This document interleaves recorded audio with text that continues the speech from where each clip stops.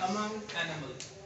हम जानते हैं कि बायो में जब हम क्लासिफिकेशन की बात करते हैं तो वैरायटी ऑफ ऑर्गेनिज्म को डिफरेंट ग्रुप्स में डिवाइड किया जाता है। उसमें किंगडम एनिमेलिया भी एक बड़ा ग्रुप है एनिमल्स का। एनिमल के लिए हमने डेफिनेशन क्या की थी? They are multicellular, eukaryotic, heterotrophic, they can move, they do not have cell wall, they do not have chloroplast to make their food। General characteristic animal की हम लेकर आए थे, लेकिन एनिमल्स में भी इतनी वैरायटी है कि हमें इस किंगडम को 9 फाइलम्स में डिवाइड करना पड़ा। जैसे ये मैंने ब्लैक से लिखे हैं, ये फाइलम,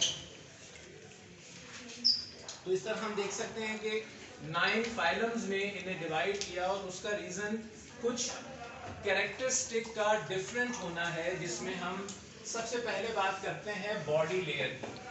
हम जानते हैं कि किसी भी ऑर्गेनिज्म के बनने के पीछे ये मराहिल हैं अगर वो सेक्सुअली रिप्रोड्यूस करता है। सेक्सुअली रिप्रोडक्शन में मेल साइड से आने वाला हैप्लॉइड सेल स्पर्म होता है, फीमेल से आने वाला एग या ओवा, और वो फ्यूज होकर जो पहला सेल बनाते हैं उसे जायगोट कहा जाता है। फिर ये मल्टीप्लाई होता है, 2 में डिवाइड, और फिर फर्दर 4, 8, और होते होते होते एक लेवल ऐसा आता है कि ये मोरूला की शेप।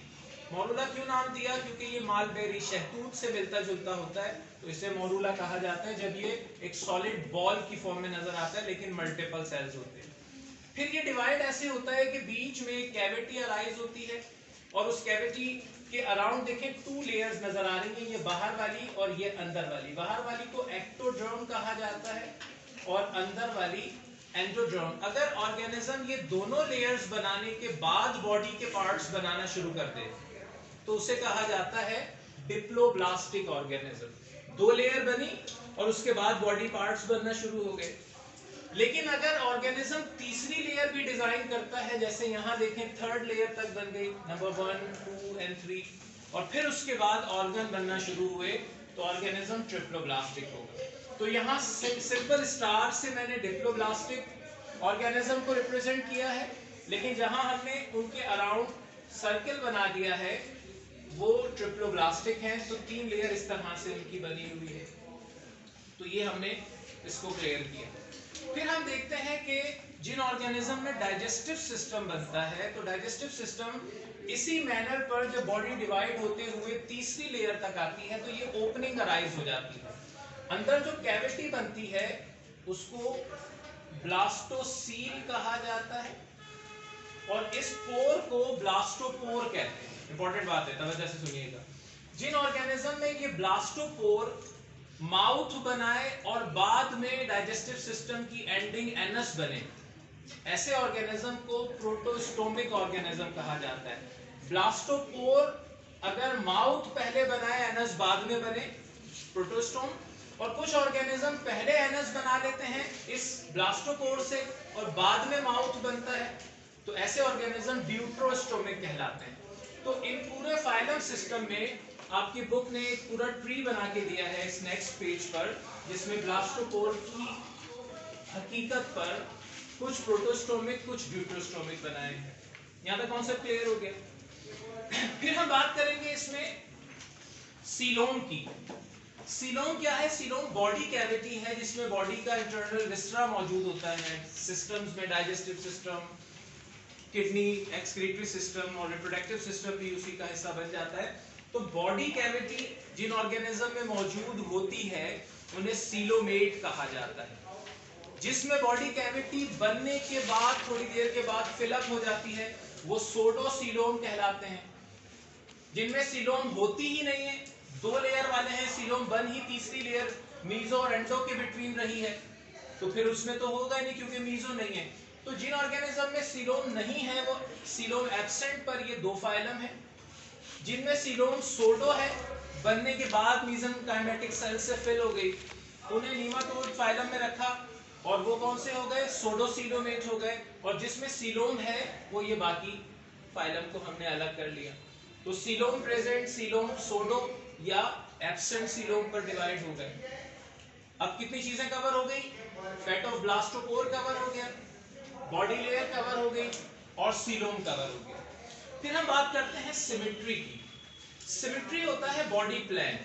अगर बॉडी किसी ऐसे तरतीब के लिहाज से बनी हो कि उसे डिवाइड किया जा सकता हो इक्वली टू पार्ट्स में, तो उसे सिमेट्रिकल बॉडी कहा जाएगा। लेकिन अगर बॉडी एक बेतरतीब है, जैसे सपोज मैं एक इस तरह का बॉडी पैटर्न बना दूं और कहूं कि इसको इक्वली टू में डिवाइड करें, तो आप किसी भी एंगल से कट करें इक्वल टू में डिवाइड नहीं हो रही।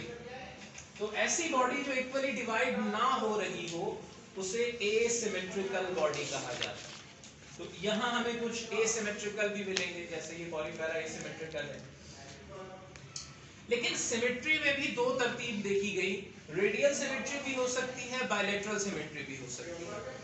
अब जरा इस तरतीब को देखें कि अगर बॉडी डिवाइड हो रही है तो हम सिमेट्रिकल कह रहे हैं ना, तो फिर मजीद क्यों डिवाइड करना पड़ा? पता चला कि अगर मैं ह्यूमन की बॉडी को इक्वली टू पार्ट्स में डिवाइड करूं, मैं जैसे सपोज इस प्लेन को यहां पर कोई ऐसा मार्क करके डिवाइड करता हुआ आता हूं, तो इस पॉइंट पर तो इक्वली टू में डिवाइड हो रही है। इस तरह से एक आंख, एक कान, एक हाथ प्रॉपर्ली डिवाइड हो रहा है। लेकिन मैं यहीं रखते हुए प्लेन चेंज करता हूं, एंगल चेंज करता हूं, अब मैं डिवाइड करूं, नहीं हो रही। अब दोनों आंखें आगे आ जाएंगी, पार्ट डिवाइड प्रॉपर नहीं हुआ। ऐसी बॉडी को कि एक पॉइंट पे तो डिवाइड हो रही है, दूसरे पे नहीं हो रही, उसे बायलैटरल सिमेट्रिकल कहा जाता है। लेकिन अगर मैं आम या सेब की एग्जांपल लूं और उसको इस एंगल पे कट करूं तो दो में डिवाइड, इस पर दो में डिवाइड और चेंज करूं तो अब वो डिवाइड हर एंगल पर इक्वली टू पार्ट्स में हो रहा है, तो उसे रेडियल सिमेट्रिकल कहा जाता है। तो दो सिमेट्री की भी दो टाइप्स हो गई, बायलैटरल और रेडियल। तो देखिए हमने यहाँ मेंशन कर दिया, रेडियल वाले सिर्फ दो हैं। कौन कौन से? एक सीलन टेटा हमें रेडियल मिल रहा है और एक इकाइनोडर्मेटा हमें रेडियल मिल रहा है। बाकी सब देखें बायलैटरल सिमेट्रिकल है। और बायलैटरल का मतलब डिवाइड तो हो रही है लेकिन किसी एक प्लेन पर डिवाइड होगी।